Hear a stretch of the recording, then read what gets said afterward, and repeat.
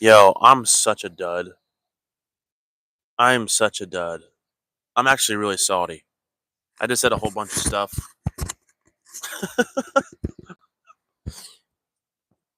I got this new stupid mic.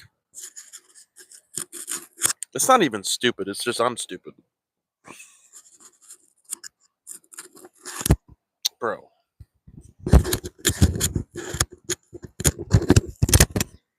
Probably won't even. Oh my gosh, that looks miserable right there. Whatever, I'm just gonna hold it.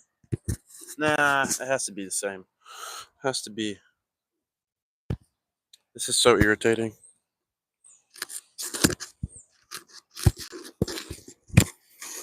That's good enough. It might be rubbing off my shirt. Well, we're gonna start all over. That's really irritating. I said a lot there. So, yeah, that's basically what I'm gonna talk about. So, I've kind of played with this idea before. Um, about how I perceive extroverted sensing and the nature of extroverted sensing.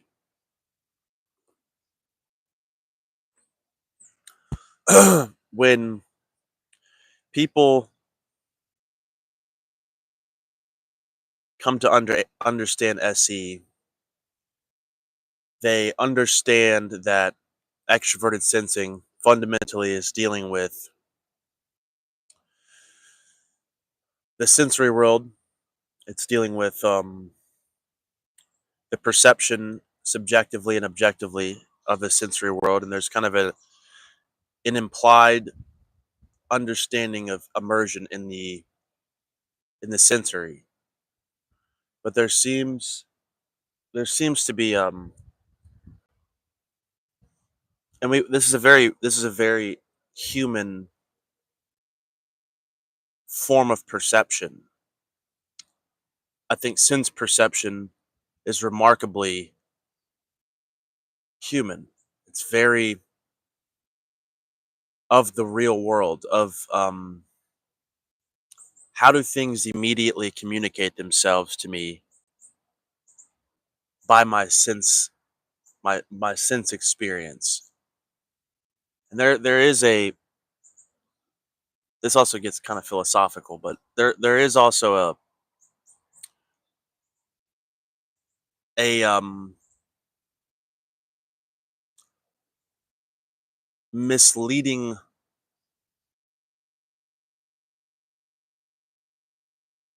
a danger of being misled by our sense perception. Things have objective characteristics that are in the realm of objective sense data, which you could say would be extroverted sensing. It's something that by mere virtue of existing in the way that it does, um, its truth is independent of my experience.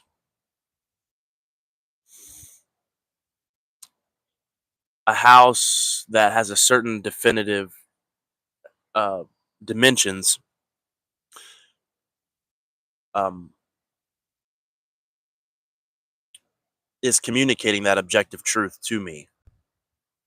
Now, obviously, I can come to grasp and interact with that objective truth that this house is this big and I can live within all of its different rooms. And so there is some subjectivity, but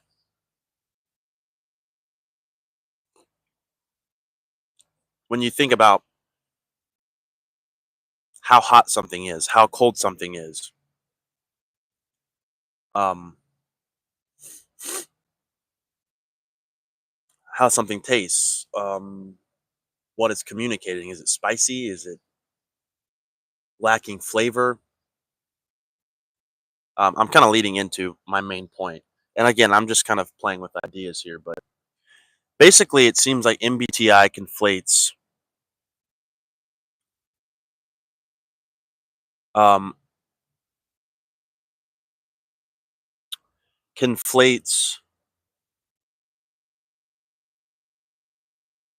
both sides of um, sense perception into one functional definition. Um, it equates. Um, damn, this sun is hot as shit. I might have to move. I'm getting absolutely toasted. It conflates immersion with um, passivity, or it tries to generally explain that SE types are aware of the moment. That's very that's very general. That's just basic sense perception.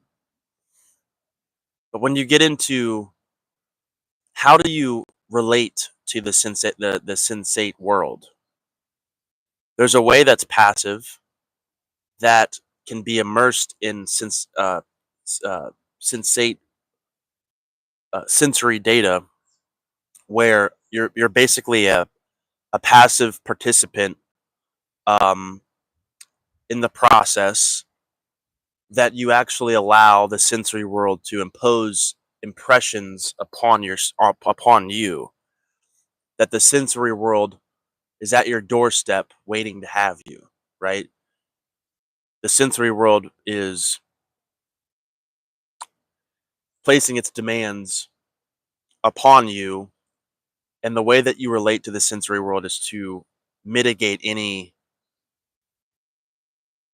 friction in the process, which is a preference for um, a subjective um,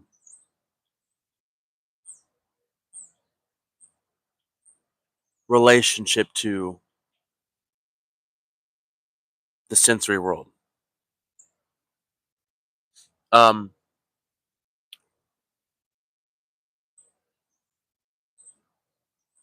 I do think even with SE, there is some objective.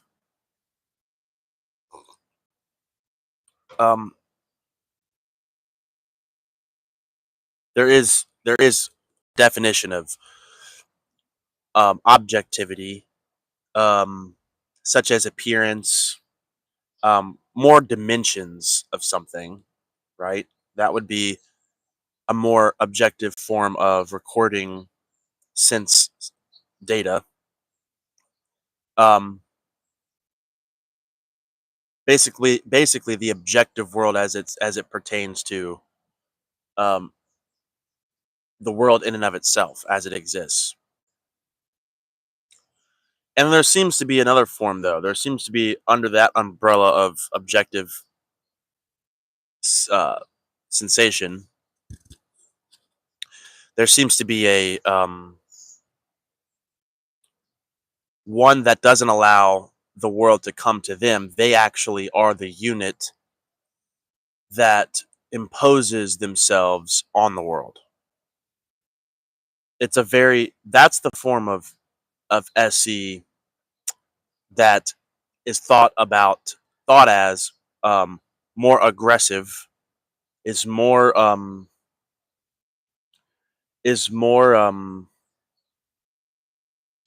extending, and it's perceiving um, the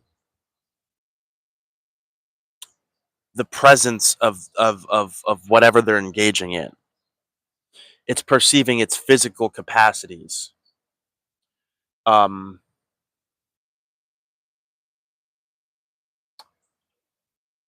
and then it then moves forward towards that and engages with that object, um, seeing seeing and testing its capacity. Um, it's active perception. It's dynamic. Well, that's confusing because I'm. I probably shouldn't say that. I'll leave it with active because I don't want to confuse people with the socionics. Static, dynamic.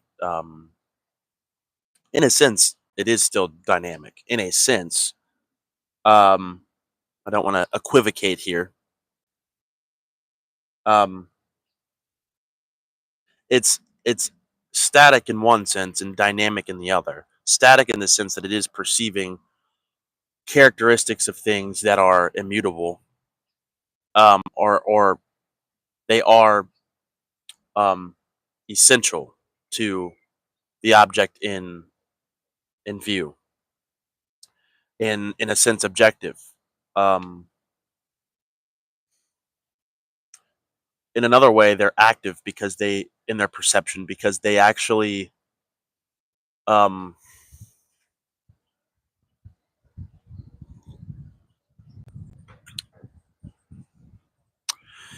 they engage tactically in the objects that they are perceiving. Um, it does have a lot more cause and effect relationship there. Um, and it's really interesting. I'm kind of going on a little tangent here. I was looking at cognitive typologies like CT. Some of their I've been watching a bunch of their videos recently. Um, because first of all, being an SC type, um, being able to see uh, and observe in real time patterns and um, how people are gesturing and their mannerisms. That's a very fascinating thing. That's never going to change. I think this is true for everyone.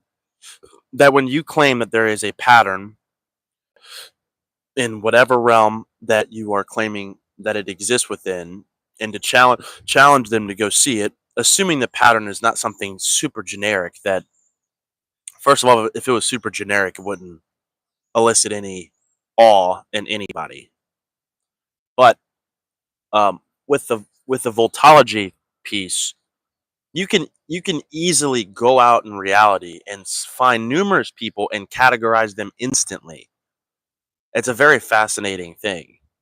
Um, I don't think it's all encompassing. I really don't think any of these systems, for the most part, is all encompassing when it comes to describing the complexity of human personality.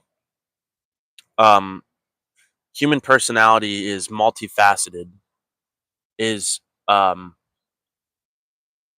There is some static and genetic immutability in your personality, but there's also equally contextualities and nurtural factors that kind of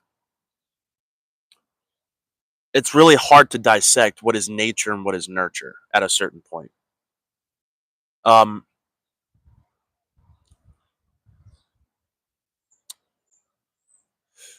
that requires an awareness of your upbringing and what has been most consistent throughout your entire life.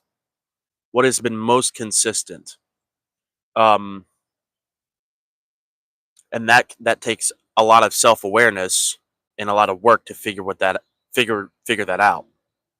That's assuming you haven't gone through any traumatic experiences, which I think everyone today in this culture that worships the psychological self is everyone you meet has gone through a traumatic experience. You know, I don't want to be that person that is skeptical of um, I don't even know what you would call it of pain and circumstances that limit you in some capacity. I don't want to be that person that says that all those things are not real. but it is and I'll confess, it is a real temptation to be that person because everyone you meet is neurodiverse, um, is has multiple uh, traumatic experiences. um, it's virtually it doesn't. It's really another currency of identity politics, to be quite honest. Um, but it does. It just. First of all, it disrespects people who have actually gone through traumatic experiences. Like if you can't do chores on a regular basis, it's not because you have trauma. Like people will use those examples to say that, well, I can't, I really struggle with this benign, easy thing. I have a panic attack every time I do my laundry. You're like you're that response is someone who's extremely undisciplined, who's extremely frail and never gone through anything legitimately remotely close to being a traumatic experience. And that disrespects someone who's actually gone through something traumatic. I can't stand when people like that. I just it's like like that, and that's everyone nowadays. Everyone has trauma. Everyone's been discriminated against. Everyone has uh uh some story to tell. Um, and it's just another form of currency. It's just another form of identity currency of people who are so greatly lost in their sense of identity that they will exchange anything, namely even their soul, in order to grasp a sense of self. It's really sad, to be quite honest. Um, we're just doomed in that regard. Um, so the part that I kind of said a little bit about the incoherence of the SE definition. As it seems to me like I will say that even with extroverted sensing in a socionic sense, there is some still understanding of appearance. Um, when you think of appearance, how something objectively presents itself, um, you know, the color that it's wearing, or that it is, the dimensions of the thing. Um, that's the closest form of objectivity in the sensory world that you can really get. That isn't to say that is true, completely and utterly independent of your subjective sense, um, internalization of that data. For example, if you have an object in front of you and it has definitive dimensions, but you have poor eyesight, in that context, you have both the subjective recalling an impressionistic form of perception, and then you have the objective nature of the actual object in front of the person who can't see. It has a definitive dimensionality to it. Certain forms of their sense perception might be able to adequately um, re- represent the objective dimensions in some capacity, like heaviness, right? They may not be able to see it well, but they can certainly hold it, and from holding it, discern how heavy it is, right? And even that, obviously, there's a sense of relativity in that regard, because a 35-pound steel sphere or ball feels light in the hands of Brian Shaw or some bodybuilder, right? But in the hands of a 75-year-old woman, that feels equivalent to 200 pounds in the hands of a bodybuilder. So um, there is that reciprocity in sense perception. That's why it becomes difficult, because the world is very complex. obviously. And within SE, in most definitions I've seen, there's just this like it seems to be um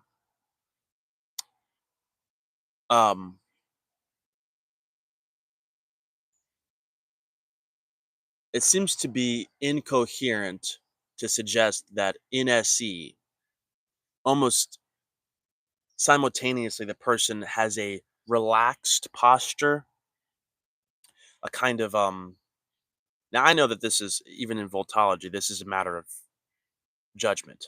Um that if they're just SE conscious, right? They just are that's basically all they have available. That they don't have anything to structure, obviously that's where it derives from. So when they are kind of moving back and forth and doing all this kind of stuff, that reflects their mental stability, that they're formless and continuous and almost directionless in their thought life. Nothing has any cause and effect relationship if there's no judgment uh, present. And you can even still you can see this with me a little bit. I mean, I still have general structure, but I will have a beginning topic, something that I want to open. It's really an opener into further conversation. Well, my first, the title of my video, you can't say that it's the univocal definition of what I'm going to be talking about. It's that is unequivocally the thing that I'm talking about. That's not true at all. The better understanding of the titles of my video is this is the beginning topic of my videos, and everything in between in some form is to touch on the concept that I started off with from every different angle, which is obviously PE, right? I want to explain and drive home my point using all these different examples from different contexts in order to paint the picture fully, right? You could paint a painting with one paintbrush and it can get the job done if you're a good painter. Um, but my form of painting the picture verbally is by using everything available to me. Is by using all the different kinds of brush strokes and paint brushes and techniques and all this kind of stuff. Everyone shows the voltological signals regardless of the degree of consciousness. You see it, the more of the psychological. Yeah, 100%. Right, and that's my point. Yeah, which it does show pretty drastically, and it's really interesting because also the forms of development, at least in terms of CT, what is conscious and therefore prioritized psychologically and demonstratively, um, is uh, a different archetype of the same type, a different shade or representation of or kind subdivision subtype, you could say, obviously, of the type. So you have the chill ESTP.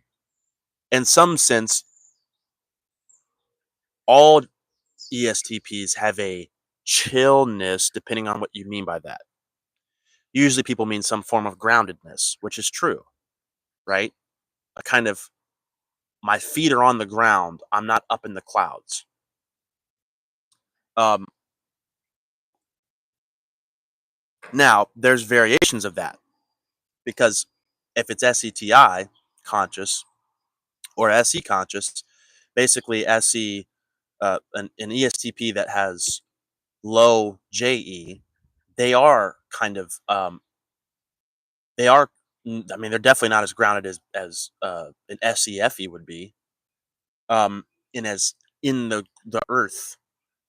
There's a guy that I used to watch back in the day called Jet Plane, and CT typed him as a SETI, and he is just a spaz in the sense that he's just you feel like he's not really there, right? Like he's talking about all these different stuff, and he just goes wherever his fancy draws him, completely without any structure whatsoever. Um, and even in their voice, it's kind of just this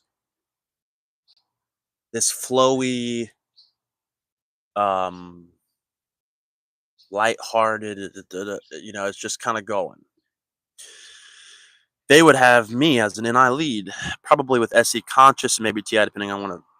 Have you actually been? I mean, you. Why don't you get typed by Juan, or have you? Because I feel like all these kind of confusions would just disappear. Um, Probably. I mean, that would make sense. Of course, we've talked about that before, though. Like, that's not like a crazy type for you. Damn, dude. They said it was supposed to be cooler today. They lied. It is not cooler today. But I'm also right in the sun.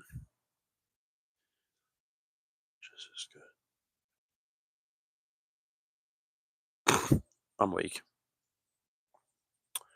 Um, who typed you then?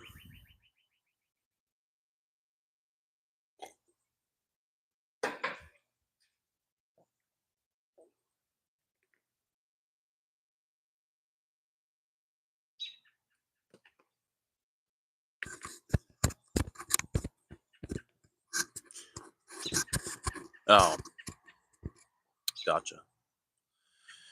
Yeah. Um, I guess the whole thing that I'm getting at is there's a unity between SI and SE. They're both aware of the environment, and they're both in some sense immersed in it. And I'm obviously using a socionics uh, definition, obviously. Um, but I think actually, objectively speaking, this is even independent of socionics. That there is it seems two primary ways to deal with the physical world. And this is kind of like the law of excluded middle kind of a thing. Either you're moving out in the world and impacting it, that you're not allowing the world to come to you, or you are a receptive, adaptable, passive experiencer of the world. There doesn't seem to be really. Now, obviously, um, to live, you have to have some element of both of those. But generally speaking, you get this concept that there are people that let life happen, and there are other people that make life happen. They go out into the world, and they that seems to be a true binary of engaging with the sensory world. Um, Generally speaking, um, but there is again a subdivision.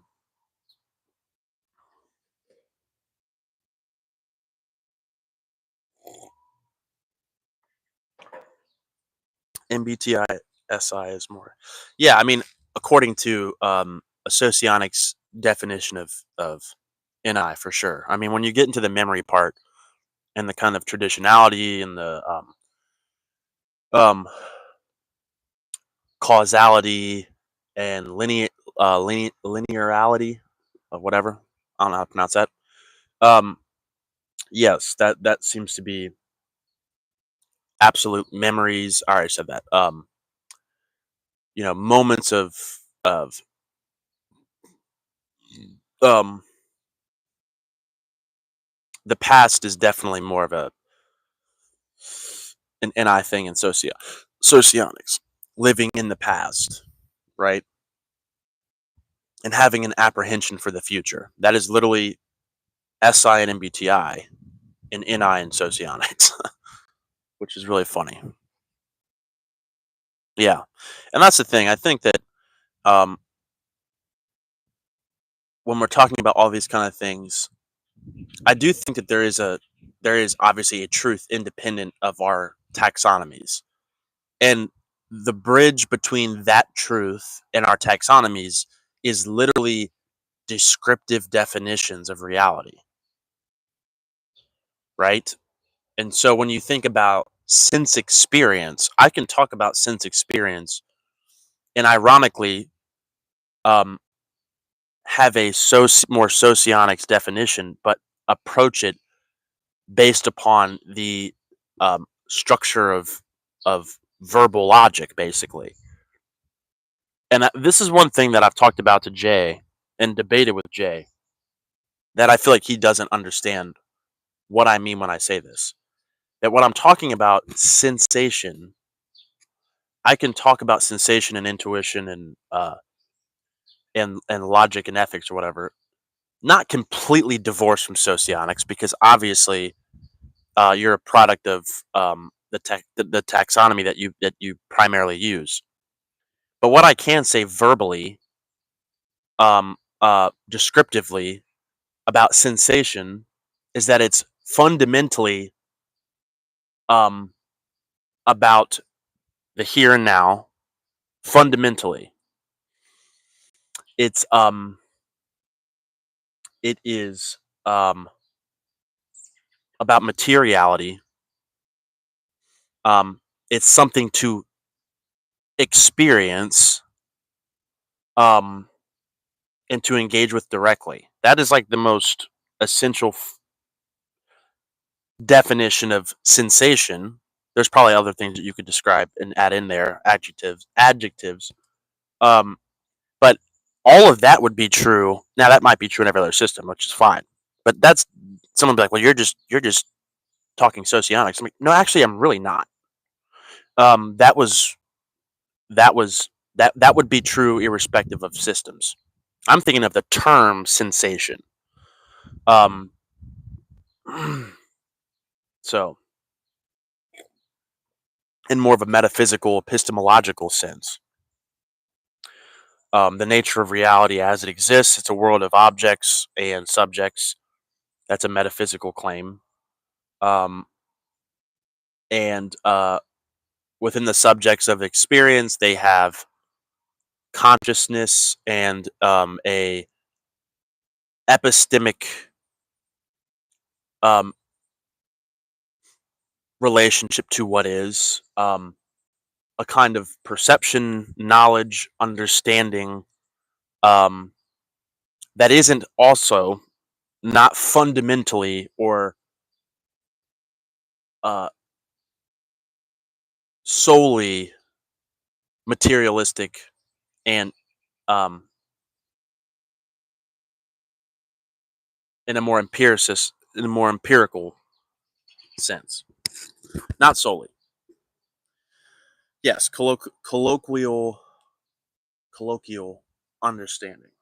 Um, and so logic. These things are, and that's why I like socionics because that those definitions are syntactically and verbally sound. Like it's taking the basic ideas of which were not native to Young. They were more native to Greek philosophers, more so than these are where all these people kind of got those ideas from. Um, Came out of the mystical East, which came from the Greeks, like little Greek philosophers, and it was a metaphysical question. It was a metaphysical inquiry for thousands of years, um, which divulges into the problem of the one and the many. Is the world is reality ultimately one, or is it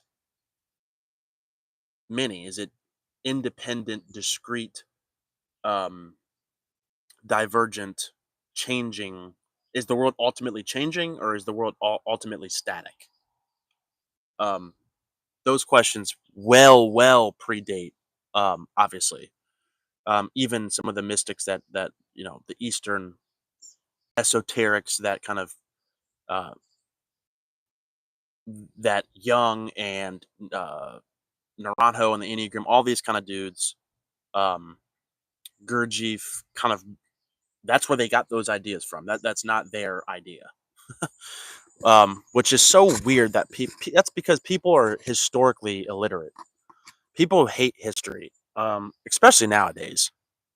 But it's like, and the reason that people hate history is because we're so tribal and so lazy intellectually that we would rather um, have someone just agree with our group. It's like, I like you and I want you to. I want to be in your camp. It's like, where do those ideas come from? And most of us have absolutely no idea. So, hopefully my phone doesn't die. Okay, I should probably wrap this up. I'm really salty that the first. Oh, you're still in here. Okay, it shows that you're not in here. Maybe everything to the subject is ultimately a mental representation of reality. So sensation is also mental. SCNSI best temporary. Um, yes, in some sense, for sure. Um, you wouldn't per, perception presupposes mental cognition in some capacity, but the domain of um, effect, you could say, where things are resolved from that mental process, are it's about the content of sensory information. That doesn't mean that you're not using your mind, um, but you're not abstract. You're not necessarily um, out of the rest. It's far more sensate. It's far more sensory engaging, um, rather than intuition that is merely and almost exclusively a mental process, um, and is subjective. Um, uh, you can't engage that content with another person directly. So it's almost exclusively subjective. Whereas there is an interpersonal objective communication between two subjects in the realm of sensation. I can feel you. I can touch you.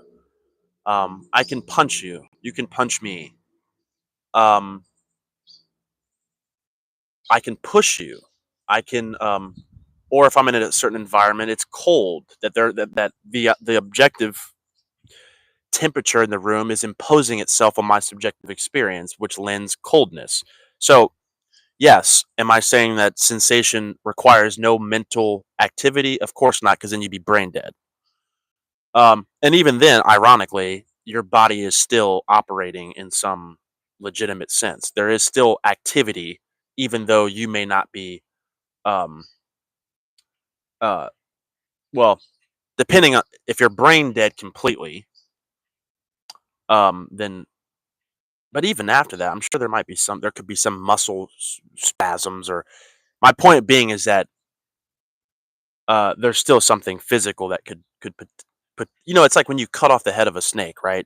And it can still like, you know, squirm around, that kind of thing. But no, that's being a little bit too reductionistic. I'm just the data ultimately bring that way. I'm concrete. The data is ultimately things that have.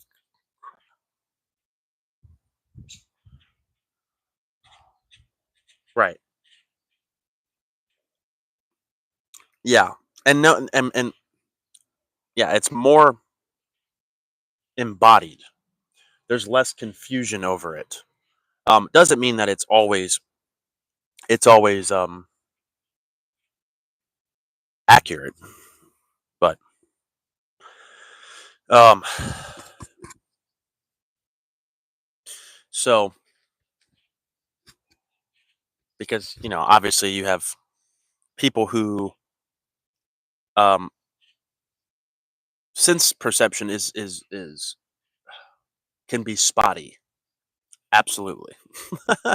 Can be spotty.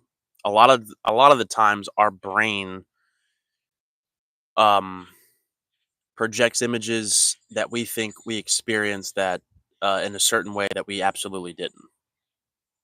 Um there was something that we did experience, and obviously when we were experiencing it, there was a shorter duration of recalling it and experiencing it. Namely, you're just in the moment, so you don't your recollection of what happened would be far stronger, obviously.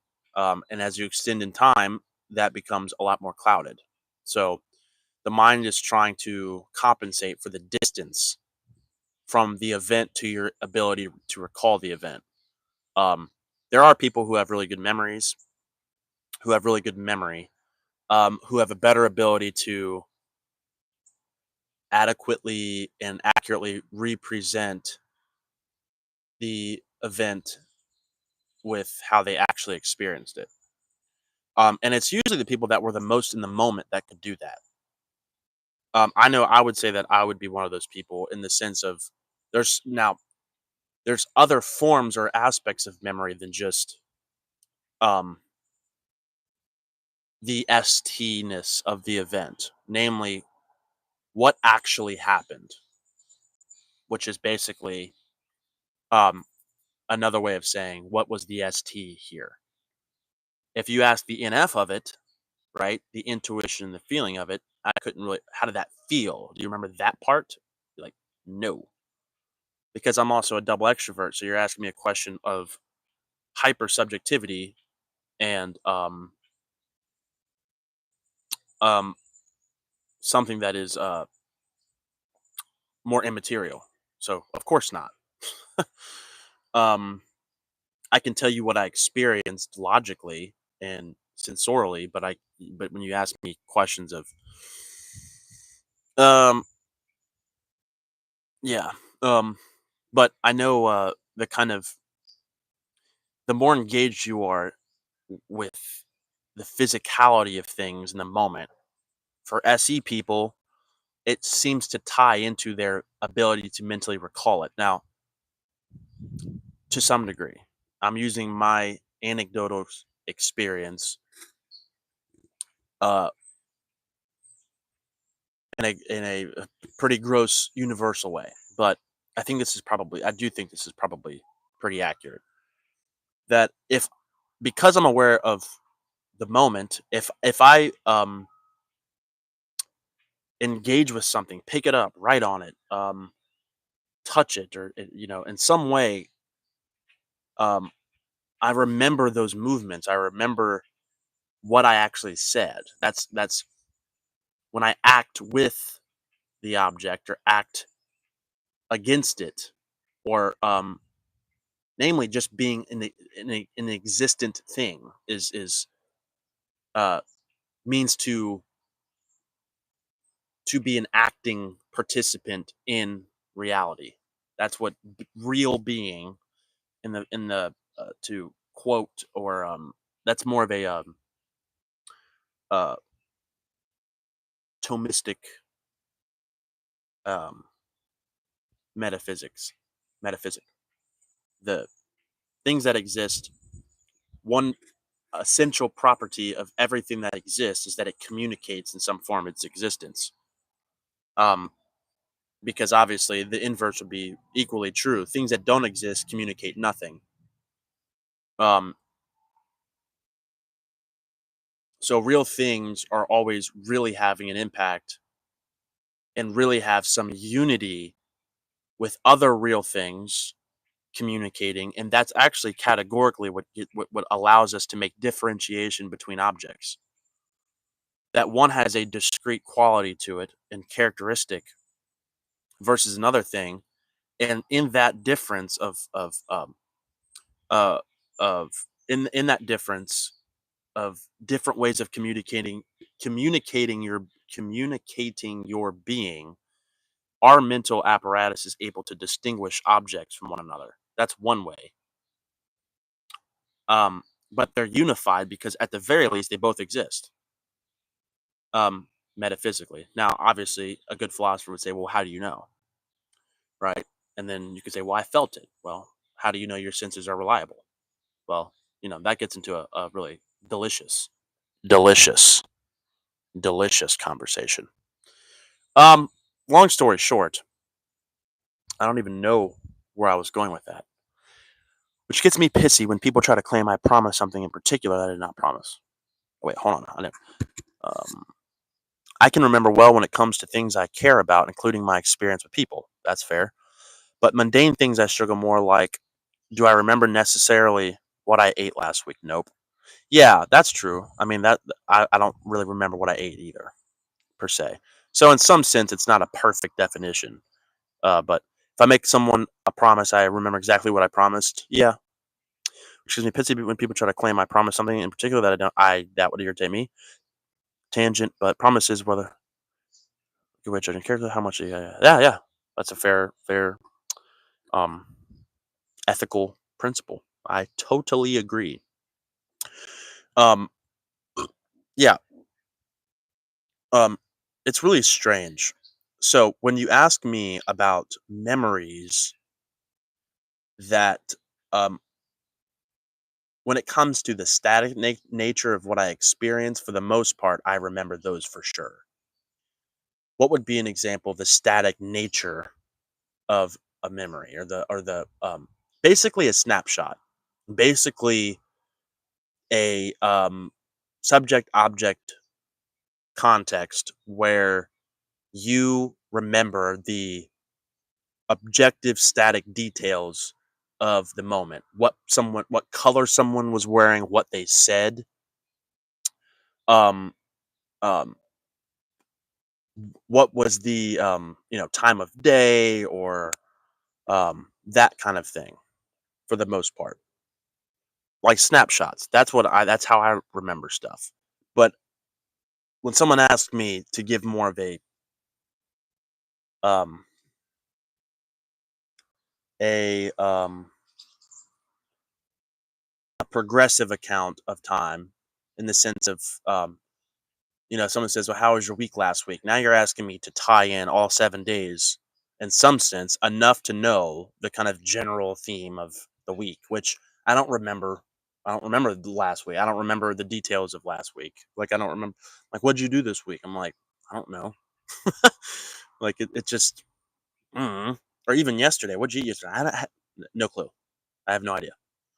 Um, it's just it's very interesting. How that stuff all works.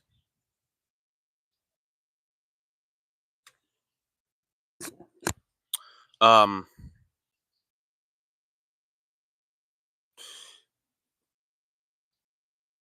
yeah, so in the end, we will converge on these ideas. Yeah, most likely. I mean, the, in theory, you should be able to. I mean, generally speaking, I mean, people people just have to. First of all, you have to argue fairly.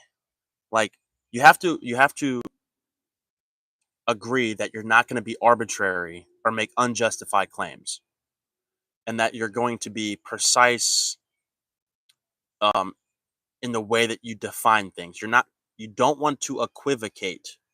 You don't want to have a word mean one thing at one moment and have that same word have a completely different meaning in another moment. That you can't do that, right? So it's like, if people engaged in fair rules of a good argument, um a lot of this a lot of these new systems or different systems would be redundant. I feel like we have so many systems that they're, most like 80% of them are unnecessary, if not higher. It's like, why are we still doing this? I just don't.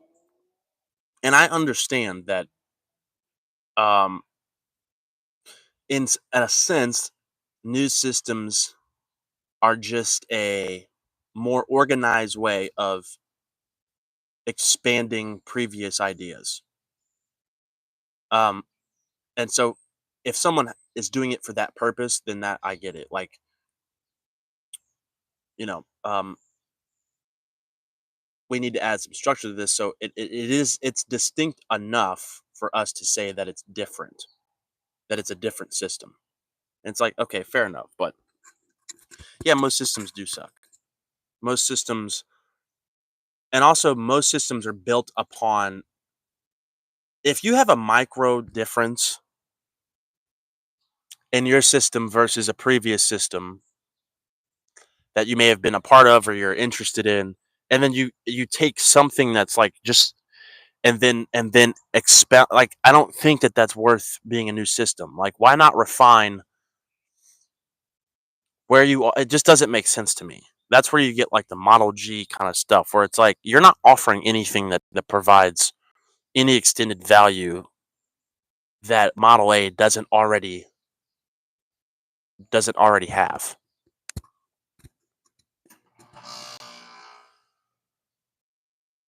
Yeah, I agree, Ja. Yeah, I mean, honestly, that's the best approach. I mean, you try to be objective, and it doesn't mean that you ignore your bias, right? I'm not saying you're doing this, but if someone says to me, and Jay would say this all the time, "You're just and I know he's joking, but I think he's also kind of serious. That you're just it's like, dude, like, I feel like the definitions of socionics. The only reason that I would consider myself socionics oriented is because they define things um seemingly objectively. Like, they're not trying to be tribal. Like, this is the way we. They even and even if people are say that, doesn't mean that the system itself does that. So it is, in as far as socionics just defines things as they are. Yes, you could consider me a socionicist. I don't really care what you call me. It's really like, this is just grammatically and um uh in the way that you would just say it. It's accurate. Like, at least to me. That, I mean, again, and then if you have to go and say, I'm just going to remove myself, and then we'll talk as it. I won't even use socionics jargon per se. But it's funny because when you talk about static, dynamic, you talk about other of the dichotomies, you find yourself naturally doing that.